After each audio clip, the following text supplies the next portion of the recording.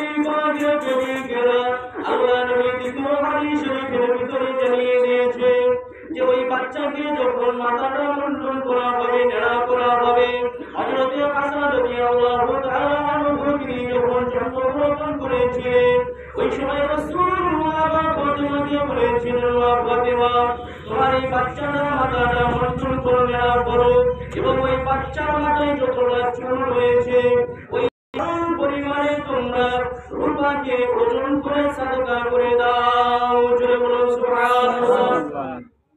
এই আকিকা সম্পর্কে রাসূলুল্লাহ সাল্লাল্লাহু আলাইহি ওয়াসাল্লাম বলেছেন যে প্রত্যেক বাচ্চার সঙ্গে আকিকাটা লেগে থাকে।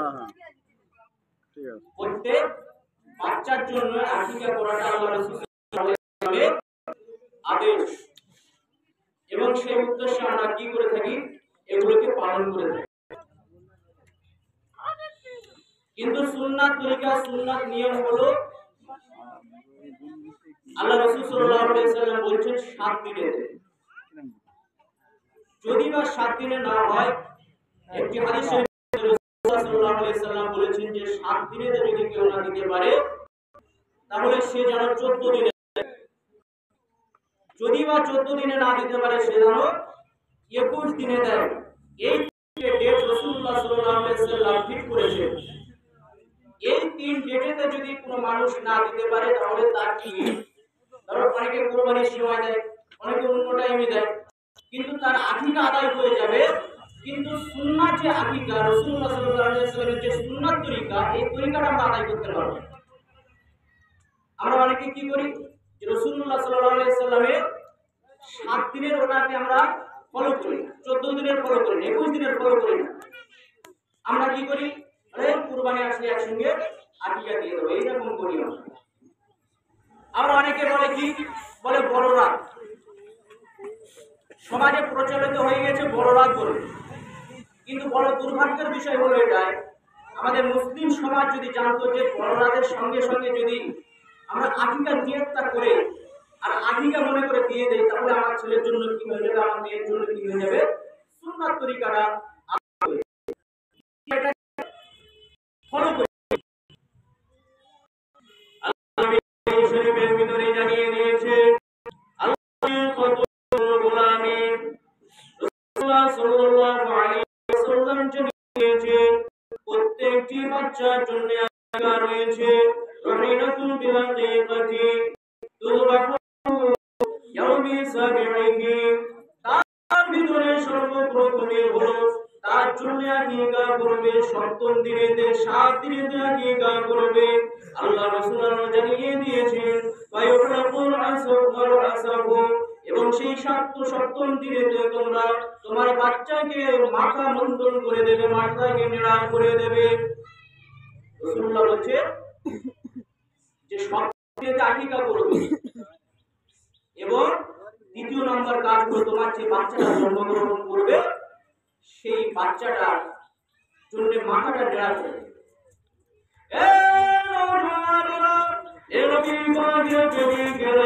আল্লাহ নবী দ্বিতীয় হাদিস শরীফের ভিতরে জানিয়ে দিয়েছে যে ওই বাচ্চাকে যখন মাথাটা মুন্ডন করা হবে, নেড়া করা হবে, হযরত হাসান রাদিয়াল্লাহু তাআলা আনহু তিনি যখন জন্মগ্রহণ করেছিলেন ওই সময় রাসূলুল্লাহ ফাতিমাকে বলেছিলেন, ফাতিমা তোমার এই বাচ্চাটা মাথাটা মুন্ডন করে নেড়া করো এবং ওই বাচ্চার মাথায় যতটা চুল রয়েছে ওই পরিমাণে তোমরা রূপাকে ওজন করে সাদকা করে দাও। জোরে বলুন সুবহানাল্লাহ।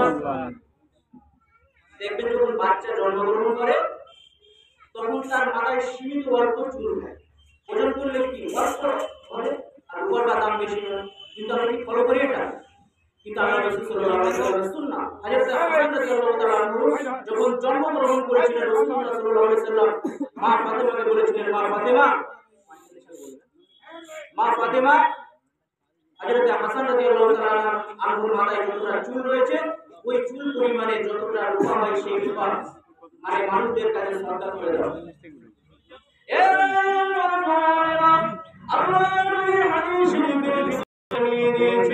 তারপরে দ্বিতীয়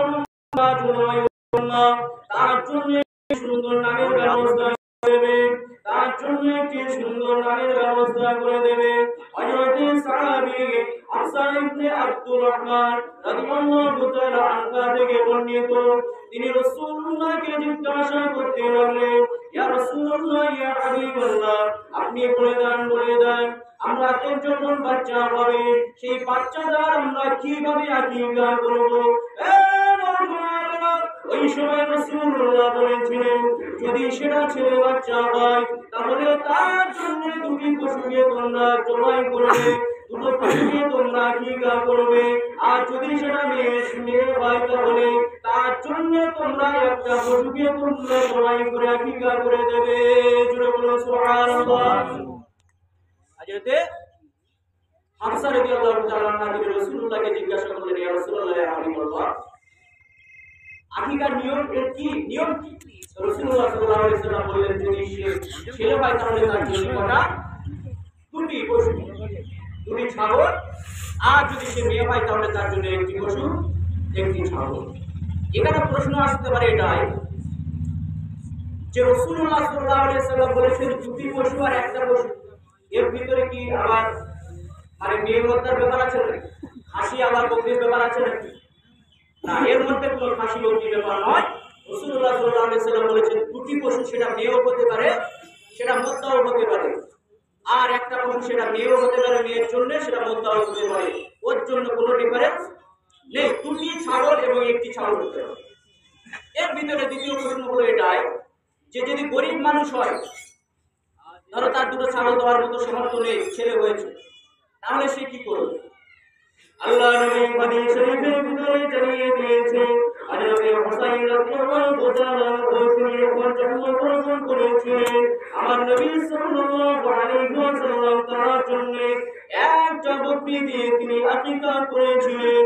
এর দ্বারা মুহাদ্দিসিনে কিরামেরা তারা জানাচ্ছেন, কোন মানুষের যদি দুটি ছাগল, দুটি পশু যদি কুরবানি না দিয়ে আকিকা না করতে পারে, তাহলে তার জন্য গরিব মানুষের জন্য একটি পশু দিয়েও সে যেন তার বাচ্চাকে আকিকা করে দেয়। জোরে বলুন সুবহানাল্লাহ।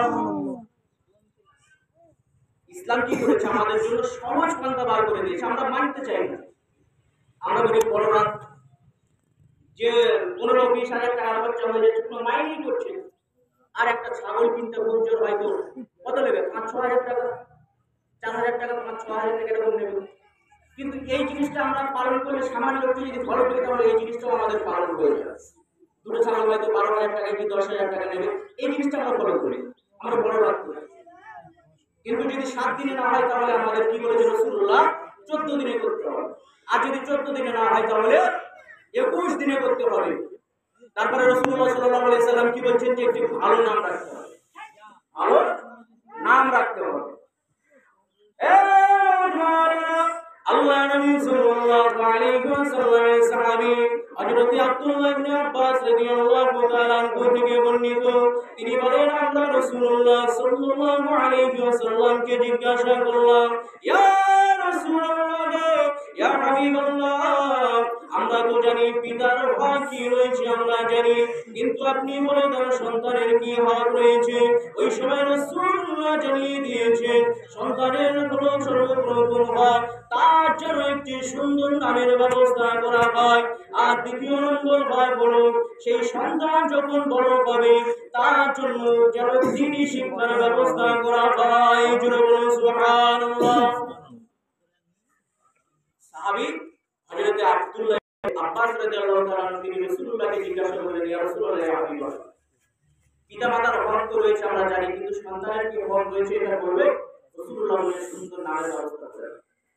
কিন্তু আমাদের অনেক মুসলিম সমাজে ভালো ভালো নাম থাকে, অনেকের নাম থাকে লালটু, বল্টু, পল্টু, এমনিভাবে আবার রঙেরও নাম থাকে, লাল, নীল, সবুজ, হলুদ, এমনিভাবে অনেক রকম নাম থাকে, থাকে না? কিন্তু রাসূলুল্লাহ বলেন, কিয়ামতের ময়দানে মহাশরের দিনে যখন তার সন্তানকে ডাকা হবে, ধরো আমার নাম ইব্রাহিম, আমার আব্বার নাম আইয়ুব, তা ইব্রাহিম বিনতে আইয়ুব এইভাবে ডাকা হবে। কিন্তু সেই দিনে যদি আপনার নাম কি হয়? লাল হয়, লাল ইবনে আব্দুর রহমান, সেই সময় কেরাম লাগবে আমার ইসলামের শরীয়তের কোন লাল নাম, নাম লালটু পল্টু, কিয়ামতের ময়দানে আপনার মান সম্মানটা কেমন হতে পারে বলুন? তাহলে রাসূলুল্লাহ সাল্লাল্লাহু আলাইহি ওয়াসাল্লাম বলেছেন ভালো নামের ব্যবস্থা করতে হবে। আর কিয়ামতের ময়দানে যদি ওইভাবে আপনাকে ডাকা হয়, আল্লাহ পাক রব্বুল আলামিন কি ভাববেন এবং উম্মতে মুহাম্মাদীরা কি ভাববে যে এর ইসলামের ভিতরে কোনো জ্ঞানই ছিল। দ্বিতীয় নম্বর রাসূলুল্লাহ সাল্লাল্লাহু আলাইহি ওয়াসাল্লাম বলেছেন দ্বিতীয় নম্বর রাসূলুল্লাহ সাল্লাল্লাহু আলাইহি ওয়াসাল্লাম বলছেন যে ভালো নাম যখন রাখা হবে তখন সেই নামেরও আসর কিছু মানুষের ভিতরে পড়ে। আমার যখন নবীদের নাম রাখা হবে, আমার যখন সাহাবায়ে কিরামদের নাম রাখা হবে, যখন আমার দ্বীনে ইসলামের সমস্ত ভালো ভালো আব্দুর রহমান, আব্দুর রহিম, রাসূলুল্লাহর একটা হাদিস, আল্লাহ রাসূল সাল্লাল্লাহু আলাইহি ওয়াসাল্লাম বলেছেন আল্লাহ পাক রব্বুল আলামিনের কাছে সবথেকে প্রিয় নাম হলো আব্দুর রহমান, আব্দুল্লাহ। এই সমস্ত নাম যদি নাম রেখে আমরা এইভাবে আমরা নাম যদি ছেলেদের রাখি তাহলে সেদিন আমাদের মান সম্মান চলে যাবে, কিছু হবে না। হযরত আমিরুল মুমিনিন ওমর ফারুক রাদিয়াল্লাহু তাআলা আনহুর কাছে এক ব্যক্তি এসে জিজ্ঞাসা করতে লাগলেন, এক ব্যক্তি এসে অভিযোগ করতে লাগলেন, ইয়া আমিরুল মুমিনিন, আমার ছেলে আমার কথা শুনে না, ইয়া আমিরুল মুমিনিন, আপনি এর একটা ব্যবস্থা করে দেন, আমার ছেলে আমার কথা কেন শুনে না। ওই সময় আমিরুল মুমিনিন বলতে লাগলেন, ঠিক আছে, তোমার ছেলেকে ডাকাবো, তোমার ছেলেকে ডেকে আনো। ওই সময় আমিরুল মুমিনিনের ছেলেকে ডাকা বলো, ও বাবা ছেলে, তুমি কি তোমার কথা, তোমার বাবার কথা কি শোনো না? ইয়া আমিরুল মুমিনিন ওমর ফারুক রাদিয়াল্লাহু তাআলা আনহু, আমি আমার বাবার কথা শুনিনি। কেন বাবা? ওই সময় তারা ছেলে বলেছিলেন, ইয়া রাসূল, ইয়া আমিরুল মুমিনিন ওমর ফারুক রাদিয়াল্লাহু তাআলা আনহু, শুধু আপনি তো বলুন, ইসলাম কি এক তরফা বিচার করে নাকি দু তরফা বিচার করে? না না না, ইসলাম কখনো এক তরফা বিচার করে না। ওই সময় ওমর ফারুককে জিজ্ঞাসা করা হলো, ইয়া আমিরুল মুমিনিন, তাহলে আপনি বলুন, আমরা তো জানি সন্তানের উপরে পিতামাতার কিছু ভাগ রয়েছে আর পিতামাতার উপরে সন্তানের ভাগ রয়েছে। ইয়া আমিরুল মুমিনিন, শুধু কি আপনার সাহাবীর উপরে আমার ভাগ রয়েছে নাকি আপনার সাহাবীরও আমার উপরে কিছু ভাগ রয়েছে? ওই সময় আমিরুল মুমিনিন বলেছিলেন, না না, আপনার উপরে যেমন ছেলের উপরে সন্তানের ভাগ রয়েছে ঠিক তদ্রূপভাবে সন্তানের উপরে পিতা মাতারও কিছু ভাগ রয়েছে। আমিরুল মুমিনিন বললেন যে যেমন ভাবে সন্তানের উপরে পিতা মাতারও কিছু ভাগ রয়েছে, সেই সময় পিতা মাতারও সন্তানের উপরে কিছু হক রয়েছে।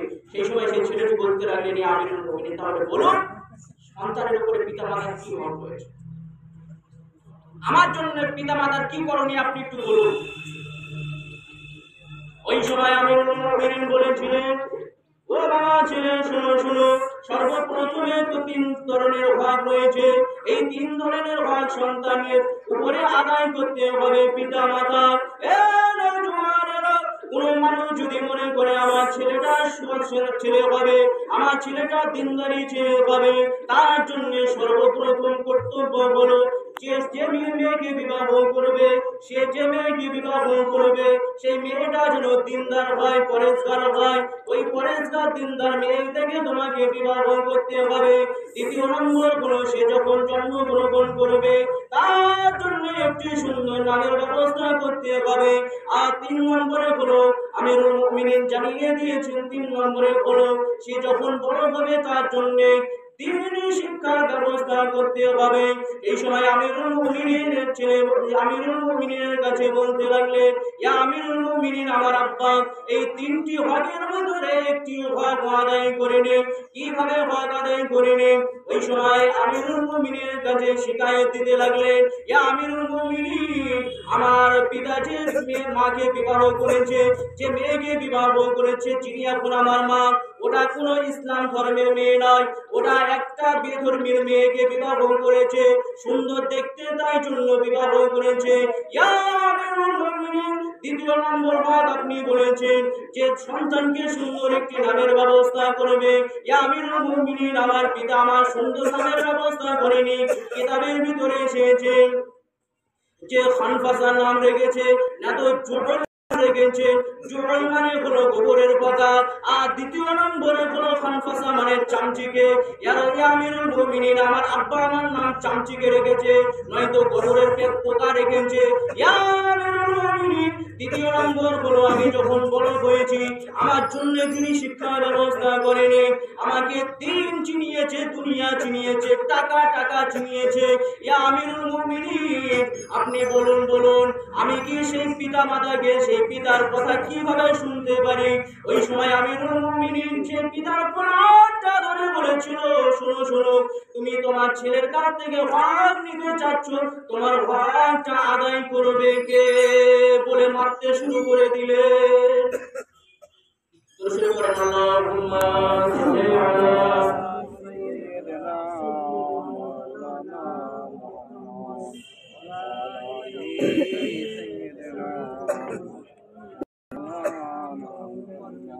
मेरे आका मदीने में मुझे भी अब बुला लीजिए।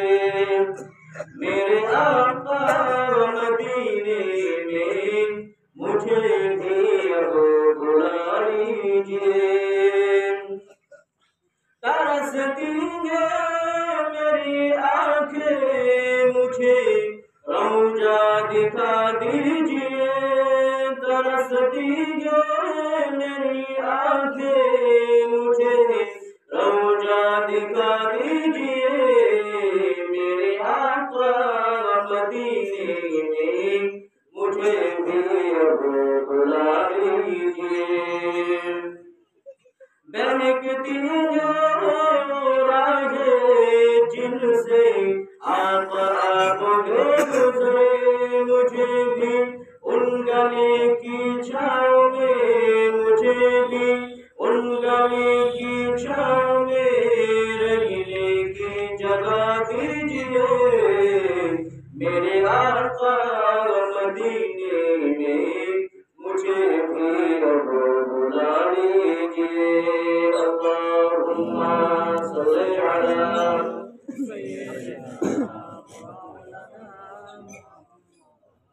क्या नाम होता है भाई?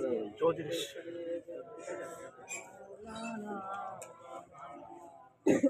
তাহলে যে কথা বলছিলাম ওমর ফারুক রাদিয়াল্লাহু তাআলা আনহুর কাছে বিচার নিয়ে এলে সেই পাপের কোলার ধরে বাপকে মারতে লাগলো। তুমি তোমার হক আদায় করেছো আর তুমি ছেলের হক কিভাবে আদায় করতে চাচ্ছ? প্রথমে তোমার হক আদায় করো, তারপরে ছেলের কাছে হক নেওয়ার চেষ্টা করো। কেমন ছিলেন হযরত ওমর ফারুক রাদিয়াল্লাহু তাআলা?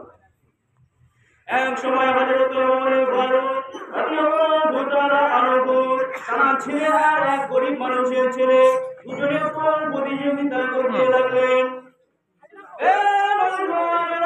ওই সময় দৌড় প্রতিযোগিতা করতে করতে সেই গরিব মানুষের ছেলেটা ফার্স্ট হয়ে গিয়েছে, আর ওমর ফারুক রাদিয়াল্লাহু তাআলা আনহু ছেলেটা তিনি সেকেন্ড হয়ে গিয়েছে।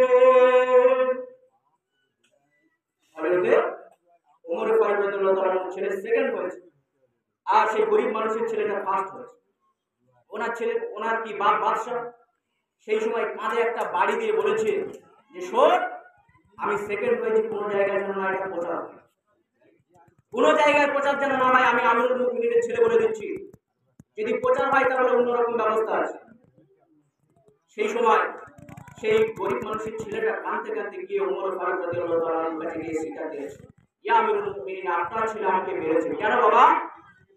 আমি ফার্স্ট হয়েছি আর আপনার ছেলে সেকেন্ড হয়েছে, ওই জন্য আমাকে বাড়ি দিয়ে বলেছে আমি আমিরুল মুমিনিনের ছেলে, কোন জায়গায় যেন না প্রচার হয় যে আমি সেকেন্ড হয়েছি, সব জায়গায় যেন প্রচার হয় আমিরুল মুমিনিনের ছেলে ফার্স্ট হয়েছে। ওই সময় আমিরুল মুমিনিন হযরত ওমর ফারুক রাদিয়াল্লাহু তাআলা বললেন, বাবা তোমার এই বিচার আজকে হবে না, অমুক একটা ডেট করছি, সেই ডেটেতে বিচার হবে, সেই দিনেতে বিচার হবে। ওমর ফারুক রাদিয়াল্লাহু তাআলা আনহুর ছেলে কি দোষ করেছে সেই দিনেতে বিচার।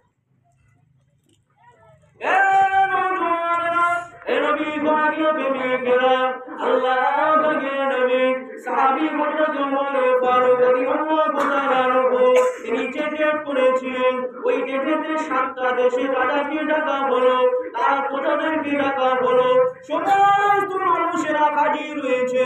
আর সেই গরিব মানুষের ছেলেকে ডাকা হলো, ডেকে বলতে লাগলেন, বাবা বলো বলো সেই দিনে আমার ছেলে কি অপরাধ করেছিল। ওই সময় আমিরুল মুমিনের ছেলের বিরুদ্ধে তিনি শিকায়ত করতে লাগলেন, ইয়া আমিরুল মুমিনিন, সেই দিনে যে দৌড় প্রতিযোগিতা হচ্ছিল, আমি গরিব মানুষের ছেলে কষ্ট হয়েছি বলে আপনার ছেলে আমার ঘাড়িতে একটা বাড়ি দিয়ে বলেছিল, আমিরুল মুমিনের ছেলে আমি কোথাও যেন না প্রচার হয়ে যাই যে আমি সেকেন্ড হয়েছি, সব জায়গায় যেন প্রচার হয় যে আমি ফার্স্ট হয়েছি। ওই সময় আমিরুল মুমিনের একটা লাঠি নিয়ে আর গরিব মানুষের ছেলের হাতে দিয়ে দিলেন, বললেন, বাবা আমার ছেলে তোমার ঘাড়ে যেভাবে চড় মেরেছে তুমি ওই লাঠিটা নিয়ে আমার ছেলের ঘাড়ে মারো। আর আমার এই সাতটা দেশের রাজা যারা রয়েছে, প্রজারা যারা রয়েছে, তারা দেখুন যে আমার ছেলে যদি ভুল করে তার জন্য কোনো ক্ষমা নাই। এইভাবে যেই মারলো, সেই সময় হযরতে আমিরুল মুমিনিন বলতে লাগলেন, বাবা আমার মনটা যেন তৃপ্তি হলো না, আমার মনটা যেন হলো না। ওই সময় আমিরুল মুমিনিন মাথাটা করে বললেন, বাবা ওই লাঠিটা নিয়ে আমার ছেলে যেমন ভাবে একটা মেরেছো, ঠিক ভাবে ওই লাঠিটা নিয়ে আমি আমার মাথায় একটা মেরে দাও, কারণ আমি বাপ হয়ে ছেলেকে কেন শিক্ষা দিতে পারিনি, আমি বাপ হয়ে ছেলেকে কেন শিক্ষা দিতে পারিনি, আমার ওই একটা বাড়ি খাওয়ার প্রয়োজন রয়েছে। জোরে বলুন সুবহানাল্লাহ। হযরত ওমর ফারুক রাদিয়াল্লাহু তাআলা কেমন ছিলেন তিনি? ছেলেকে বাড়ি মেরেছে বলছে আমার মনটা শান্ত হয় না, সাতটা দেশের রাজার সামনে মাথাটা হ্যাট করে বলছে আমার মাথায় একটা বাড়ি মার, আমি কেন সন্তানকে শিক্ষা দিতে পারি। আর এখনকার দেশের পরিস্থিতি কেমন করুন, আমার ক্ষমতা রয়েছে, আমার ছেলে যদি দোষ করে তাকে নির্দোষ প্রমাণ করা হয়, টাকার জোরে করানো হয় না, করানো হয় ঘুষ দিয়ে টাকার জোরে ছেলেকে নির্দোষ করা হয়। কিন্তু রাসূলুল্লাহ জানিয়ে দিয়েছেন, আর রাশি ওয়াল মুরতাশি কিলাহুমা ফিন্নার, যে ব্যক্তি ঘুষ দেয় আর যে ব্যক্তি ঘুষ দেয় তারা উভয়ে জাহান্নাম। কিন্তু এটা বুঝতেই পারছে না, ক্ষমতা রয়েছে ঘুষ দিয়ে ছেলেকে নির্দোষ করে দিচ্ছে, কিন্তু বুঝতে পারছে না আমি কোন জায়গায় পৌঁছেছি, জাহান্নামী হয়ে যাচ্ছে, কোনো ব্যাপার না, দুনিয়াতে যেন আমার মাথা যেন নিচু না হয়, এই মনোভাব নিয়ে মানুষ এখন চলছে। কিন্তু যে ঘুষের গোনা, দ্বিতীয়ত দোষীকে নির্দোষ করা, এরও একটা গোনা, দুটো রকম গোনা একবারেই করছে, কিন্তু মানুষ কি করছে, ঘুষ পাচ্ছে। হযরত ওমর ফারুক কেমন ছিল, মাথাটা হ্যাট করে বলেছে আমার মাথায় একটা বাড়ি মারো, কেন আমার ছেলেকে আমি কেন শিক্ষা দিতে পারি। প্রিয় ভাই বাবাজিরা আমার, আমাদের সেই পরিবেশ তৈরি করতে হবে, আমাদের ছেলেগুলোকে সেইভাবে শিক্ষা দিতে হবে, দ্বীনি শিক্ষা দিতে হবে। খবরে কি আমরা পাবো না, মুসলমানকে কিছু একটু বলি, আকিকা সম্পর্কে হয়ে গেল, এবারে অল্প কিছু বলি খতনা সম্পর্কে। খতনা মানে কি? মুসলমানি যেটা আমরা বাংলায় বলি, যেটাকে কি আরবিতে কি বলে? খতনা। সেই খতনা সম্পর্কে একটু বলি। আল্লাহ নবী হাদিস শরীফের ভিতরে জানিয়ে দিয়েছেন, قال رسول الله صلى الله عليه وسلم أربع من سنن المرسلين। রাসূলুল্লাহ জানিয়ে দিয়েছেন যে চারটি এমন সুন্নাহ রয়েছে যে সমস্ত নবী তারা প্রত্যেকে পালন করেছিলেন। জোরে বলুন সুবহানাল্লাহ। চারটি সুন্নাহ দুনিয়াতে যত নবী এসেছেন প্রত্যেকটি নবী পালন করেছেন। আল্লাহ রাসূল সাল্লাল্লাহু আলাইহি ওয়াসাল্লাম বলেছেন, তার ভিতরে সর্বপ্রথম আল্লাহ রাসূল সাল্লাল্লাহু আলাইহি ওয়াসাল্লাম বলেছেন আল খিতান, খতনা করা। পৃথিবীর জমিনে এমন কোন নবী আসেনি যে তারা খতনা করেননি, প্রত্যেকটি নবী তারা খতনা করেছিলেন। কি করেছিলেন? খতনা। দ্বিতীয় নম্বর রাসূলুল্লাহ সাল্লাল্লাহু আলাইহি ওয়াসাল্লাম বলেছেন আসিয়াম, প্রত্যেকটি নবী তারা কি করেছিলেন? মিসওয়াক করেছিলেন। এটা হলো প্রত্যেকটি নবীর সুন্নাহ। আর প্রত্যেকটি নবীর যে খতনা করা এটা কি ছিল? সুন্নাহ। তিন নম্বরে রাসূলুল্লাহ সাল্লাল্লাহু আলাইহি ওয়াসাল্লাম বলেছেন আন-নিকাহ, যে প্রত্যেকটি নবী যারা দুনিয়ার বুকে এসেছিল প্রত্যেকটি নবী তারা কি করেছিল? বিবাহ করেছিল। এটাও কি আমাদের জন্য সুন্নাহ। চতুর্থ নম্বর রাসূলুল্লাহ সাল্লাল্লাহু আলাইহি ওয়াসাল্লাম বলেছেন আল-উতুব, যে দুনিয়ার বুকে যত নবীগণ সিদ্দিকীনরা এসেছিলেন তারা প্রত্যেকে কি করেছিলেন? আতর, খুশবু ব্যবহার করেছিলেন। তার ভিতরে সর্বপ্রথম রাসূলুল্লাহ যে জিনিসটা জানিয়েছেন যে আল খিতান, খতনা করা, যেটাকে মুসলমান আজকে সেই দিনে আমরা হাজির করছি। অর্থাৎ এটা হলো কি আমাদের জন্য সুন্নাহ জিনিস। শুধু সুন্নাহ নয়, প্রত্যেকটা নবী করেছেন, তার মানে এর গুরুত্ব কত হতে পারে। এখন বিজ্ঞানীদের মতে হচ্ছে যে এই খতনা করা মানুষের শারীরিক দিক থেকে দেখলে অনেক রোগ থেকে আমার আল্লাহ পাক রব্বুল আলামিন তাকে নাজাত দিয়ে দেন। জুড়ে বলুন সুবহানাল্লাহ। অনেক অনেক বিধর্মীরা অনেকে কি করে, তারা কি খতনা করে না। কিন্তু কিছুদিন আগে সোশ্যাল মিডিয়াতে দেখছিলাম যে যেসব মানুষেরা অনেক কালো কালো ভাই, অন্য কোন দেশের মানুষ, বিশাল কালো কালো ভাই, আফ্রিকা দেশের মানুষ, তারা কি করছে, অন্য বেধর্মী হয়েও তারা কি করছে, প্রত্যেকে মুসলমানি খতনা করছে। কেন বলছে, ওই জায়গাটা খতনা না করলে অনেক রোগের সৃষ্টি হচ্ছে, তার জন্য অনেক মানুষ মারা যাচ্ছে। কিন্তু ইসলাম এমন জীবন বিধান তৈরি করে দিয়েছে যার দ্বারাই কোনো মানুষের শারীরিকও কষ্ট হয় না, আর যার দ্বারাই আল্লাহ পাক রব্বুল আলামিন আমাদের কবরে যাওয়ার পরেও নাজাতের ব্যবস্থা করেছেন, আরামের জায়গা তৈরি করে রেখেছেন। জোরে বলুন সুবহানাল্লাহ। আমাদের জাতির পিতাকে হযরত ইব্রাহিম আলাইহিস সালাতু ওয়াস সালাম, হযরত ইব্রাহিম আলাইহিস সালাতু ওয়াস সালামকে আল্লাহ পাক রব্বুল আলামিন বললেন, আসলিম ইয়া ইব্রাহিম, যে তুমি ইসলাম মুসলমান হও ইয়া ইব্রাহিম। ওই সময় আল্লাহ নবী হাদিস শরীফের ভিতরে জানিয়ে দিয়েছে, আল্লাহ পাক রব্বুল আলামিন যখন ইব্রাহিম আলাইহিস সালাতু ওয়াস সালামকে বলতে লাগলেন, আসলিম ইয়া ইব্রাহিম, ইয়া ইব্রাহিম তুমি মুসলমান হয়ে যাও। ওই সময় ইব্রাহিম আলাইহিস সালাতু ওয়াস সালাম গাছের উপরে ছিলেন, কুড়ুল দিয়ে তিনি কাঠগুলোকে কাটতে লাগলেন। ওই সময় আল্লাহ পাক রব্বুল আলামিনের কাছে বলতে লাগলেন, ইয়া রব্বুল আলামিন, আমি তো গাছের উপরে রয়েছি, আমি কিভাবে মুসলমান হব, কিভাবে মুসলিম হব, আপনি বলে দেন। ওই সময় আল্লাহ পাক রব্বুল আলামিন বললেন যে তোমার হাতে যে কুড়ুলটা রয়েছে, ওই কুড়ুলের দ্বারা তুমি নিজে নিজে নিজেকে খতনা করো।